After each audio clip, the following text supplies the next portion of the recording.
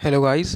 आज हम लोग इस वीडियो में गाइडेंस एंड काउंसलिंग पेपर का नोट्स देखने वाले हैं। आज का जो टॉपिक है वह है objective and needs of educational guidance. यह टाइप्स ऑफ गाइडेंस के अंदर में आता है। और जैसे कि टाइप्स ऑफ गाइडेंस में मेनली हमारा तीन होते हैं: personal guidance, educational guidance and vocational guidance. तो personal guidance and vocational guidance पर ऑलरेडी जो नोट्स है वो चैनल पे अपलोडेड है। आप प्लेलिस्ट में जाकर वहाँ से देख सकते हैं। और जो भी चैनल पर नए हैं चैनल को सब्सक्राइब भी कर लें, क्योंकि इस चैनल पे आपको बी रिलेटेड सारे नोट्स हिंदी एंड इंग्लिश में मिलते हैं। तो चलिए हम लोग वीडियो आज का कंटिन्यू करते हैं। सबसे पहले हम लोग देखते हैं ऑब्जेक्टिव ऑफ एजुकेशनल गाइडेंस।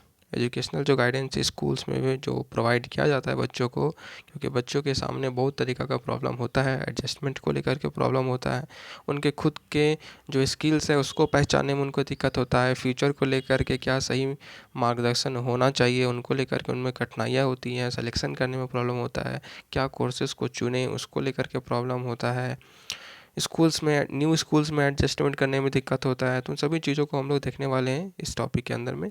सबसे पहला है ऑब्जेक्टिव ऑफ एजुकेशनल गाइडेंस।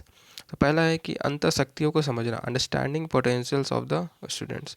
शैक्षिक निर्देशन का एक उद्देश्य छात्रों में निहित शक्तियों एवं गुणों की पहचान करना है, क्योंकि बिना उसकी शक्तियों के ज्ञान के शैक्षिक निर्देशन का कार्य संभव नहीं है। मतलब स्टूडेंट्स के अंदर में जो उसका पोटेंशियल है उसको पहले जानना होगा कि उसका क्या पोटेंशियल है, क्या क्वालिटीज़ हैं, ठीक है। उसके बाद ही उसको प्रॉपर एजुकेशनल गाइडेंस दिया जा सकता है। नेक्स्ट है क्षमताओं का ज्ञान कराना, to aware students of their potentialities. उनके उनके क्षमताओं के बारे में ज्ञान कराना स्टूडेंट्स को। शैक्षिक निर्देशन का उद्देश्य छात्रों को उनकी क्षमताओं से अवगत कराना है, ताकि वे अवसरों के चयन में सक्षम बन सकें। यहाँ पे जो नोट्स है वो प्रॉपर हिंदी एंड इंग्लिश में लिखा हुआ है, जिससे कि आपको पढ़ने के बाद खुद भी अच्छे तरीके से समझ आ जाएगा। थर्ड है पाठ्यक्रम चयन में सहायता, हेल्पिंग इन सेलेक्टिंग करिकुलम। विद्यालय में प्रचलित विविध पाठ्यक्रम में से छात्र को अपने उपयुक्त पाठ्यक्रम का चयन करने में सहायता करना। यह भी एजुकेशनल गाइडेंस का एक ऑब्जेक्टिव है, क्योंकि स्कूल में बहुत सारे कोर्सेज होते हैं, तो इसके लिए जो सूटेबल कोर्स होगा उसको सेलेक्ट करना। फिर नेक्स्ट है आत्मनिर्देशन, सेल्फ गाइडेंस। इतना एजुकेशनल गाइडेंस का ये ऑब्जेक्टिव है कि वो बच्चों को इतना प्रॉपर तरीके से डेवलप कर दे कि वो खुद को सेल्फ गाइडेंस कर सकें। शैक्षिक निर्देशन का उद्देश्य छात्र में आत्मविश्वास पैदा कर उसमें आत्मनिर्देशन के गुण का विकास करना है। नेक्स्ट है उत्तम अभिरुचि का विकास करना, डेवलप ऑफ बेस्ट एप्टीट्यूड। शैक्षिक निर्देशन छात्र को विद्यालय में संचालित विविध क्रियाओं में भाग लेने के लिए प्रोत्साहित कर उनमें उत्तम अभिरुचि को विकसित करता है। जो डिफरेंट जो एक्टिविटीज़ है उसमें पार्टिसिपेट करके उनके अंदर जो एप्टीट्यूड है उसको डेवलप करना। इसके बाद है अध्ययन की आदतों का विकास, to develop good study habits. शैक्षिक निर्देशन का उद्देश्य छात्रों में अध्ययन की अच्छी आदतों का निर्माण करना है। 7th पॉइंट है पुस्तकालय प्रोत्साहन, लाइब्रेरी इंकरेजमेंट, ताकि वो लाइब्रेरी का भी पूरा यूज़ कर सकें। पुस्तकालय ज्ञान के भंडार होते हैं। शैक्षिक निर्देशन छात्रों के पुस्तकालय के महत्व का ज्ञान करवाकर उसके उत्तम उपयोग के लिए प्रेरित करता है, ताकि वो लाइब्रेरी जाएँ, डिफरेंट बुक्स देखें वहाँ पे और उन सभी बुक्स का वो हेल्प ले सकें। नेक्स्ट है स्वास्थ्य समायोजन शैली, हेल्दी एडजस्टमेंट। शैक्षिक निर्देशन छात्र के विद्यालय परिवेश और कक्षा परिवेश में स्वस्थ समायोजन स्थापित करने में सहायता करता है। मतलब स्कूल का जो इन्वायरमेंट है और जो क्लास का इन्वायरमेंट है उसमें प्रॉपर एडजस्टमेंट करने में, एक हेल्दी इन्वायरमेंट, हेल्दी एडजस्टमेंट करने में मदद करता है एजुकेशनल गाइडेंस। 9th है आत्म अनुशासन का विकास, डेवलपमेंट ऑफ सेल्फ डिसिप्लिन। विद्यालय में जैसा कि बहुत सारे स्टूडेंट्स होते हैं, कुछ बदमाश भी होते हैं, कुछ अनडिसिप्लिन में भी होते हैं। तो वो क्या होता है कि स्कूल का इन्वायरमेंट में जो उसका स्कूल का जो व्यवस्था है, स्कूल का जो सिस्टम है उसमें वो डिस्टर्बेंस लाते हैं। ऐसी स्थिति के लिए छात्रों को आत्म अनुशासन करना जरूरी हो जाता है। उसके लिए क्या है कि एजुकेशनल गाइडेंस उस प्रॉपर तरीके से उसमें वर्क करे, ठीक है, जिससे कि बच्चों के अंदर सेल्फ डिसिप्लिन आए। फिर नेक्स्ट है शैक्षिक एवं व्यावसायिक अवसरों की जानकारी। जो एजुकेशनल और वोकेशनल अपॉर्चुनिटीज़ है तो वो भी प्रोवाइड करना यह एजुकेशनल गाइडेंस का ही एक ऑब्जेक्टिव में आता है। शैक्षिक निर्देशन का यह भी उद्देश्य है कि आगे की शिक्षा और व्यावसायिक अवसरों के बारे में छात्रों की जानकारी दी जाए, क्योंकि सभी स्टूडेंट्स का जो इंटरेस्ट है वो अलग अलग डायरेक्शन में हो सकता है। 11th है समाज कल्याण की भावना। अब अगर एजुकेशन प्रोवाइड किया जा रहा है बच्चों को, तो यह उनका कर्तव्य है कि वो पे बैक टू सोसाइटी जो होता है कि वापस से उस सोसाइटी को देना या समाज के लिए अच्छे काम करना, उसका भावना को भी डेवलप करना, यह एजुकेशनल गाइडेंस का ही काम है। 12th है निर्णय क्षमता का विकास, डेवलपमेंट ऑफ डिसीजन मेकिंग। बच्चों के अंदर जो डिसीजन मेकिंग जो कैपेबिलिटी है उसको डेवलप करना भी एजुकेशनल गाइडेंस का ही काम होता है, ताकि वो अपने लाइफ के जो डिसीजंस हैं खुद भी ले सकें।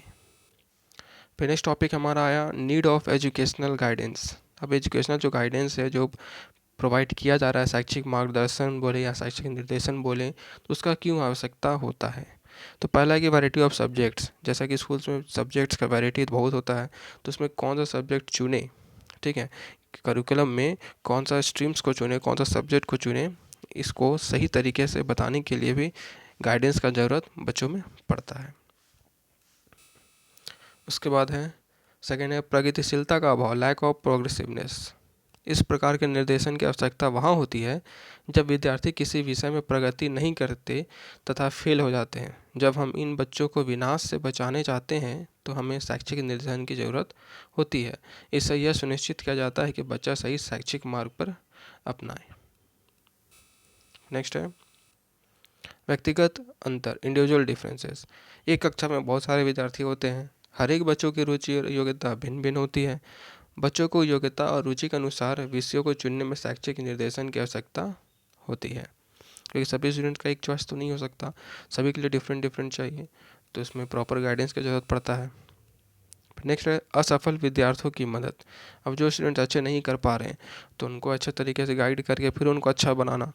फेल हो जाने पर विद्यार्थियों को मानसिक धक्का लगता है, कई बार इस प्रकार के बच्चे अपराधी बन जाते हैं, क्योंकि वो डाइवर्ट हो जाते हैं, उनका माइंड ही डाइवर्ट हो जाता है किसी भी कारण से। वो अगर फेल हो जाते हैं, अगर अच्छा नहीं कर पाते हैं तो उनका माइंड डाइवर्ट हो जाता है। इन बच्चों को दूसरा अवसर प्रदान किया जाए ताकि वह सफल हो सके।